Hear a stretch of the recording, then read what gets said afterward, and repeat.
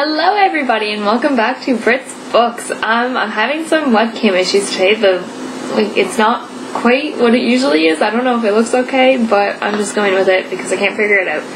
I'm really excited to do this video today. I haven't done a video in a while. I've just been super busy, like I said in my last video. So this video is going to be a November wrap-up, my December TBR, and also another sister book haul. She recommended I do it, obviously, and I went to visit my mom and my sister this weekend, so I got even more books from my sister. I think I'm going to title this video BookTube Month because my November was all BookTube books that I read, and I'm just kind of continuing that trend with the books that I'm going to read in December. So I will do my wrap up first, I guess, because that makes sense, and then I think I'll do the haul and then my TBR, since I have more to choose from now. I still haven't read very much, but I read more in November than I did in October, so that's a plus. And let's get into it, I guess. Okay, I don't know where my books are. Right, okay. So in November, I ended up reading The Giver by Lois Lowry. I thought this one was amazing. I wanted to read it the second I heard about it. I think it was Ariel Bissett that talked about it in one of her videos, and just the cover or the title of it or something, I was like, I need to read this. And it's just really good.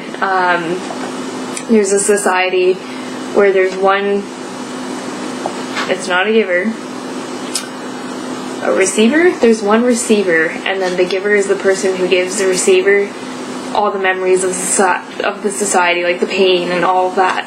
So there's just one person that carries all of that with them and like advises the elders by using the memories of that, but so that everyone doesn't have to share it. So I thought that one was amazing, and it was super quick. Like, it's so tiny, but it was so good for how short it is.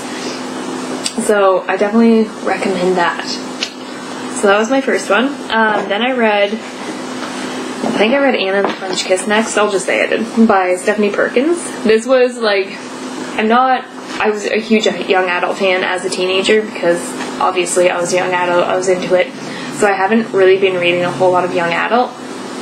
But I read Anna and the French Kiss, and I thought it was really cute. Like, it's a very typical like teenager, oh, I wish I went to a boarding school and met this English man and like that, but it's not like silly writing. It was actual writing, and it wasn't just a silly story. So I really liked that one as well, and it was also a quick read. It was a fun read. It was more of a summer read, but I don't know, just because I haven't been reading much, it was nice to have something little to read, which is also why I read The Giver, because it's small.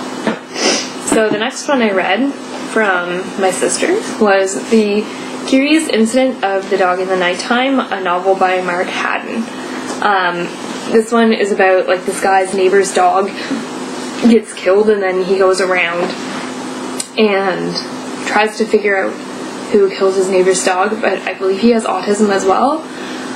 So I didn't know how to feel about this one. I don't know. I work with children with autism, so I'm around them 40 hours a week. And I felt like this was very stereotypical, so I felt like I was judging the book harsher than some other people would. I understand because it is a book, so you kind of want to get information that everyone knows, I guess, but it was still really good, and I really enjoyed it. There was just points where I was like, I don't know. But in general, it was good writing, it was a good story. I still recommend it, so there's that. So right, I thought that was the end of my wrap-up, but it's not. I also started The Fifth Wave by Rick Yancey. Yeah, Rick Yancey. I'm about halfway through. I like it so far. Again, young adult, not really into it, but this one is also okay. It's really big for a young adult, I find, so it's more towards like my kind of book. It's about like aliens inhabiting people and stuff, so it's not like typical, oh, I'm a little girl and I need a boyfriend. So it's good so far. I'm halfway through. and I'm still reading it, so that means something because I've been in a reading rut for a while. Okay, so that is the end of my wrap-up. I'm so excited. Okay, and so I have piles of books around me everywhere. These ones are the ones that were in my previous video, and the ones I just mentioned were also in it. I have not read these ones yet because I haven't read a lot in November, and so these are on my TBR, but I'm not going to mention them individually. So for my haul, it's past my bedtime again. I'll start with this one, I guess. Bird Box by Josh Naylorman. Okay. Something terrifying that must not be seen. One glimpse and a person is driven to deadly violence. No one knows what it is or where it came from. And then it just goes on about the rest of the story. So my sister told me this is super creepy, and apparently a lot of people on BookTube have read it, so I trust everyone's opinion. And if you can't tell by my Stephen King obsession, I like creepy, so I'm super pumped to read this, and I think I may read it next. So we will see in my December wrap-up. I also got A Monster Calls by Patrick Ness. This one says, the monster showed up after midnight, as they do, but it isn't the monster Connor's been expecting, the one from the nightmare he's had nearly every night since his mother started her treatments, the one with the darkness and the wind and the screaming. This monster is something different, something ancient, something wild, and it wants the truth. So that one kind of sounds super intense too, and it has pictures and stuff in it. Like, oh, that's a horse, that's cute. Anyway, it has pictures, and I feel like it'll add a little something to my reading experience, because I'm very, once I find something I like, I stick to it, and I still need to broaden my horizons. The next one is Lola and the Boy Next Door. This is written by Stephanie Perkins as well, so the woman who wrote Anna and the French Kiss. This one is about a woman and the boy next door that comes back into her life, I believe. So they fall in love or something, I assume. But I'm excited to read it because I like Stephanie Perkins' writing, so there we go. Me and Earl and the Dying Girl by Jessie Andrews. So, excuse me. It's about a boy named Greg Gaines. He's 17 and he's the one who wrote this book. And then it says, during my senior year, my mom forced me to become friends with a girl who had cancer. This brought about the destruction of my entire life. So it sounds kind of intense. Like, why would that destruct your whole life? So I'm excited to read this one as well. I've heard it's cute and it's like super easy read. So I'm excited for that one.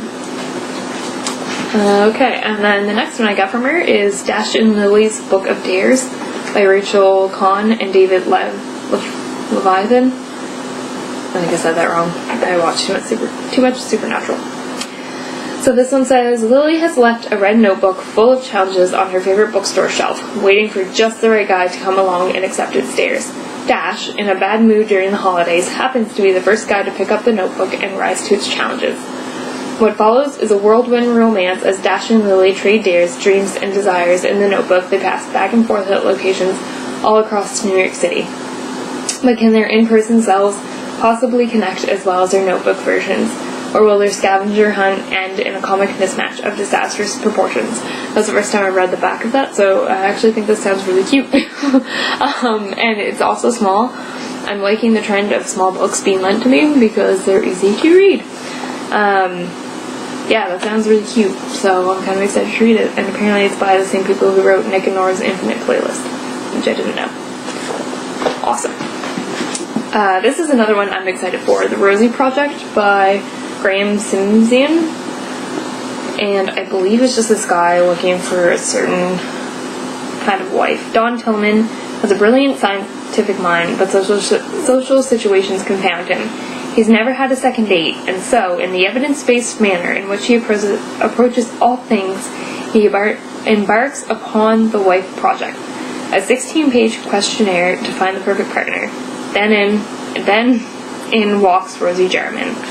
So, that sounds really cute, and I'm really excited to read it. I've wanted to read this one since I first heard of it a while ago. Alright. that's it. So that was my book haul.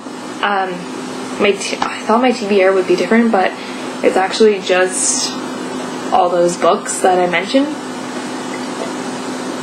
And yeah, I'm excited to read all of them. I haven't read at all lately. I've been crocheting like a mad woman for craft fairs and Christmas, and I'm finally caught up, and I'm really excited to read.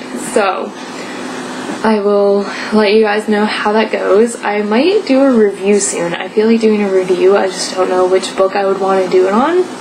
So if you can think of one of these ones that you would like to hear a review on, you can let me know in the comments below. And I hope you guys have a wonderful day. See you later.